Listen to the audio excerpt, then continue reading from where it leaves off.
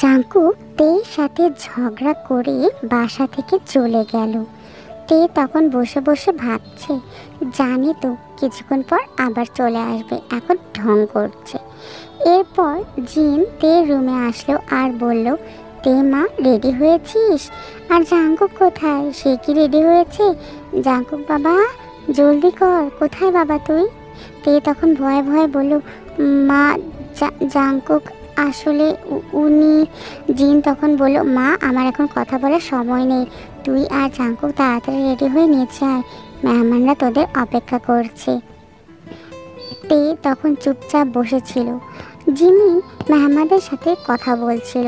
তে আর জাঙ্কুককে অনেকক্ষণ হয়ে গেছে আসতে না দেখে জিন তখন জিমিনকে বলল, জিমিন তাড়াতাড়ি করে উপরে যা আর তে আর জাঙ্কুককে নিয়ে আয়, মেহমানরা তাদের অপেক্ষা করছে তো। জিমা আমি এখনই নিয়ে আসছি। জিমিন তখন উপরে গেল। এরপর তেকে বলল, কি হলো, তুমি এভাবে বসে আছো কেন? আর জাঙ্কুক কোথায়? তে তখন জিমিনকে ভয় জড়িয়ে ধরে কান্না করে দিল। জিমিন তের এভাবে কান্না করা দেখে বেশ অবাক হয়ে গেল আর বলল, কি হয়েছে তে, কান্না করছো কেন? জাঙ্কুকের সাথে ঝগড়া লেগেছে বুঝি? আরে ওটা কোনো ব্যাপার না, রাগের মাথায় মানুষের ঝগড়া হয়েই থাকে, তাই বলে কান্নাকাটি করবে নাকি বাবা মার কথা মনে পড়ছে, কোনটা? তে তখন বলল, আপু জাঙ্কুক বাসা ছেড়ে চলে গেছে। কি বলছো তুমি এগুলো? জাঙ্কুক বাসা ছেড়ে যাবে কেন? হ্যাঁ ভাবি, আমি সত্যি কথা বলছি, আমি জাঙ্কুককে রাগের মাথায় অনেক কথা শুনিয়েছিলাম, এরপর উনি রাগ করে বাসা ছেড়েই চলে গেছে। জিন তখন বলল, সে কি তে, তুমি এগুলো কি বলছো? তুমি জাঙ্কুককে এমন কি কথা বলেছো যে সে রাগ করে বাসা ছেড়েই চলে গেছে? ভাবি ভাবি আমি বুঝতে পারিনি যে উনি বাসা ছেড়েই চলে যাবে। জিমিন তখন বলল, তে তুমি কি ভুল করলে এটা? তুমি জানো জাঙ্কুক তোমাকে কত ভালোবাসে, নিজের চেয়েও বেশি ভালো তোমাকে বাসে, তোমাকে নিয়ে সে অনেক চিন্তা করে, তোমার চিন্তায় কত রাত যে জাঙ্কুক নির্ঘুম কাটিয়েছে তার কোনো ধারণা নেই তোমার। তুমি তার ফোন রিসিভ না করলে পাগলের মতো হয়ে যেত ছেলেটা। আর তুমি কেন বলতে গেলে তাকে রাগের মাথায় এত কথা যে সে কষ্ট পেয়ে বাসা ছেড়েই চলে গেল? আমি কি জবাব দিব আমি মাকে, বলো? সবাই তোমাদের জন্য অপেক্ষা করছে, এখন যদি বাসার সবাই জানতে পারে যে তাদের আদরের ধন বাসা ছেড়ে চলে গেছে, তখন তুমি জানো তারা কীরকম রিয়্যাক্ট করবে? জাঙ্কুক এই বাসার সবচেয়ে আদরের ছেলে। জাঙ্কুক যখন নিজের ইচ্ছায় বিয়ে করেছিল তখনও বাবা মা তার উপর রাগ দেখায়নি, বরং তার ইচ্ছাকেই তারা প্রাধান্য দিয়েছে। তুমি বুঝতে পারছো জাঙ্কুক তাদের কতটা আদরের ছেলে? আর তুমি কিনা জাঙ্কুকের সাথে এরকম করলে। আজ পর্যন্ত জাঙ্কুকের সাথে আমরা কেউ উঁচা গলায় কথা পর্যন্ত বলি না। তে তখন কান্না করে বল, ভাবি আমাকে মাফ করে দাও, আমি বুঝতে পারিনি যে জাঙ্কুক সত্যি বাসা ছেড়ে চলে যাবে, আমি ভেবেছিলাম জাঙ্কুক বাসায় চলে আসবে, কিন্তু উনি তো এতক্ষণ হয়ে গেছে এখন পর্যন্ত বাসায় আসছে না। জিমিন তখন বলল, বাসার সবাইকে এই ব্যাপারটা জানাতেই হবে, এখন আর করার কিচ্ছু নেই। আর তে তুমি যা করেছো তুমি মোটেও ভালো করো নি। এই কথা বলে জিমিন তখন সেখান থেকে চলে গেল। তে তখন বসে মনে মনে ভাবতে লাগলো, জাঙ্কুক আমাকে সত্যিকারের ভালোবাসতো আর আমি কিনা ওনাকে ভুল বুঝলাম। জাঙ্কুক কোথায় চলে গেছেন আপনি?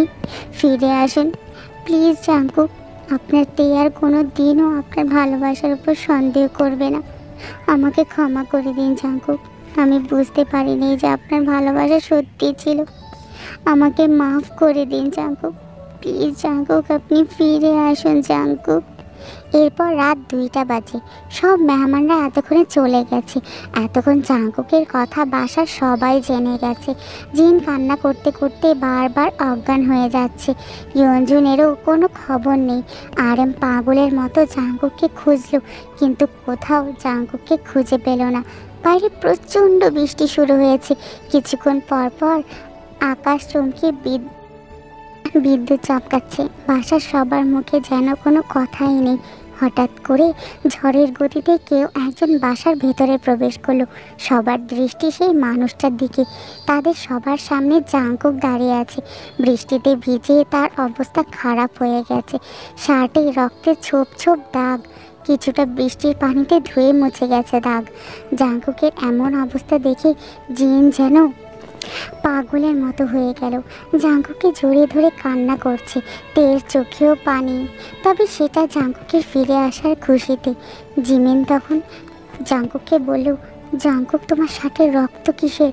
জাঙ্কুক হঠাৎ করে জোরে চিৎকার দিয়ে কান্না করতে লাগলো আর বলতে লাগলো, আমার ভাইয়ের চেয়েও আপন, বন্ধুর চেয়েও প্রিয় মানুষটার রক্ত ভাবি। জিন তখন বলল, বাবা কি বলছিস, ঠিক করে বল। জাঙ্কুক তখন কান্না করে বলল, আমার ইয়ঞ্জন আর নেই মা, আমার ইয়ঞ্জন আমাকে ছেড়ে চলে গেছে। অপোজিট পার্টির লোকেরা আমাকে মারার জন্য বন্দুক বের করেছিল, কিন্তু আমাকে বাঁচানোর জন্য ইয়ঞ্জন তখন নিজের জীবন দিয়ে দিল। আমার জায়গায় ইয়ঞ্জনকে গুলি খেতে হলো মা। আমার ইয়ঞ্জন আর নেই মা। জাঙ্কুকে কান্না দেখে তেরও অনেক কান্না আসছে। জাঙ্কুক তার রুমে চলে গেল। তে জাঙ্কুকের পেছনে পেছনে তার রুমে গেল। এরপর তে জাঙ্কুকের পাশে বসতেই জাঙ্কুক তেকে জড়িয়ে ধরে বলল, আমার ইয়ঞ্জন আমাকে সব বিপদ থেকে বাঁচায়, আজ তো সে তার জীবন দিয়ে আমাকে বাঁচালো। তে আমি তার জন্য কিছুই করতে পারলাম না, আমি ব্যর্থ, হেরে গেলাম আমি। তে তখন জাঙ্কুককে বলল, প্লিজ জাঙ্কুক আপনি নিজেকে সামলান, সে আপনার মনের কোণায় সারা জীবন বেঁচে থাকবে। তে তুমিও তো আমাকে ভালোবাসো না? বাবা মার আর এই পরিবারের পর একমাত্র ইয়ঞ্জন ছিল যে আমাকে এত ভালোবাসতো, কিন্তু আমার ভালোবাসার মানুষটা আমাকে ছেড়ে চলে গেল। তে তখন বলল, জাঙ্কুক আমাকে ক্ষমা করে দিন, আপনার এই কয়েক ঘন্টার অনুপস্থিতি আমাকে আপনাকে নিয়ে ভাবতে বাধ্য করেছে। আমি জানি এখন এই সময় না আপনাকে এসব কিছু বলার, কিন্তু আমি যে আপনাকে এসব কিছু না বলেও থাকতে পারছি না। আমি বুঝতে পেরেছি কেন আপনি আমাকে নিয়ে এতটা পাগলামি করতেন, কারণ ভালোবাসার মানুষকে এক পলক না দেখে থাকার কষ্ট যে অনেক। আপনার অনুপস্থিতিতে আমি বুঝতে পেরেছি আপনি আমার জীবনে অনেক দরকারি একজন। হারাতে পারবো না আপনাকে আমি, আমার শেষ নিঃশ্বাস পর্যন্ত আপনাকে চাই, থাকবেন না আমার সাথে বলুন? জাঙ্কুক তখন তেকে জড়িয়ে ধরে বলল, আমি ইয়ঞ্জনকে তো হারিয়ে ফেলেছি, কিন্তু আমি চাই না আমি আমার জীবন থেকে আর কোনো প্রিয় মানুষটাকে হারাতে। আমি আমার কোনো প্রিয় মানুষকে আর হারাতে পারবো না। তে সারা জীবন থাকবো তোমার সাথে, কখনোই ছেড়ে যাব না তোমাকে, কারণ তুমি আমাকে ভালো নাই বাসতে পারো, কিন্তু আমি তো তোমাকে ভালোবাসি, তাই আমি তোমার সাথে খারাপ ব্যবহার করতে পারবো না।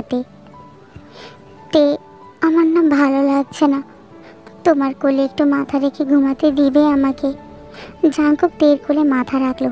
তে জাঙ্কুকের মাথায় হাত বুলিয়ে দিচ্ছে। জাঙ্কুক ঘুমিয়ে পড়েছে। পরের দিন সকালে ইয়ঞ্জনের শেষ কৃত্য সম্পন্ন হলো। জাঙ্কুক তার পরিবারের কাছে এসে বলল, বাবা, এই রাজনীতির কারণে আমি আমার ভাইয়ের মতো ইয়ঞ্জনকে হারিয়েছি। আমি আর রাজনীতি করতে চাই না বাবা, আমি আর কাউকেই হারাতে চাই না। এরপর রাতে তে ছাদে দাঁড়িয়ে আকাশের চাঁদ দেখছিল। জাঙ্কুক পেছন থেকে এসে তেকে জড়িয়ে ধরল। তে তখন মুচকি হাসলো। জাঙ্কুক তের দিকে তাকিয়ে আছে। তে তখন জাঙ্কুককে বলল, কি হলো, এভাবে কি দেখছেন আমাকে? চাঁদকে দেখছি। কিন্তু চাঁদ তো আকাশে, তো আপনি আমার দিকে তাকিয়ে আছেন কেন? আমার চাঁদ তো তুমি। আকাশের চাঁদে দাগ আছে, কিন্তু আমার চাঁদে কোনো দাগ নেই। তে জাঙ্কুকের বুকে মাথা রাখলো। জাঙ্কুক তখন বলল, ভালোবাসি, খুব বেশি ভালোবাসি তে তোমাকে। আই এম সরি জাঙ্কুক, সেই দিনের জন্য আমাকে মাফ করে দিন প্লিজ। মাফ করব এক শর্তে, যদি আমাকে কিস করতে দাও। উফ, আপনিও না। আমাদের বাসররা তুমি নষ্ট করেছো, আমাদের বাসর করা বাকি আছে, আর আজকে আমি বাসর করব। এই কথা বলেই জাঙ্কুক থেকে কোলে তুলে নিল। এই রাত আজ তাদের ভালোবাসার রাত। এই রাত তাদের ভালোবাসার সাক্ষী হয়ে থাকবে। দুটি দেহের মিলনের মাধ্যমে তাদের সম্পর্ক আজ আরও মজবুত আর সজীব হবে। এতদিন এই রাতে তারা একে অপরকে আপন করে নেবে। এরপর তে জাংকুককে বলল, Jungkook I am sorry and I love you. Jungkook তখন বলল, আজকে কোনো বকবক করো না তো, চুপচাপ আদর করতে দাও। এই কথা বলেই জাংকুক তের ঠোঁটে একটা কিস করলো। তে জাংকুকের শার্ট খামচে ধরলো। এরপর জাংকুক নিজেকে কন্ট্রোল করতে না পেরে তে সারা শরীরে কিস করতে লাগলো। তে লজ্জা পেয়ে জাংকুকের বুকে মুখ লুকালো। এভাবে ভালোবাসায় তাদের সারাটা রাত তারা পার করলো। তে আর জাংকুকের ভালোবাসার মধ্যে দিয়ে নেতার ছেলের গল্পটাও এখানে শেষ হলো। নতুন গল্প নিয়ে অনেক তাড়াতাড়ি তোমাদের সাথে হাজির হব। ততদিন ভালো থাকো। Purple you.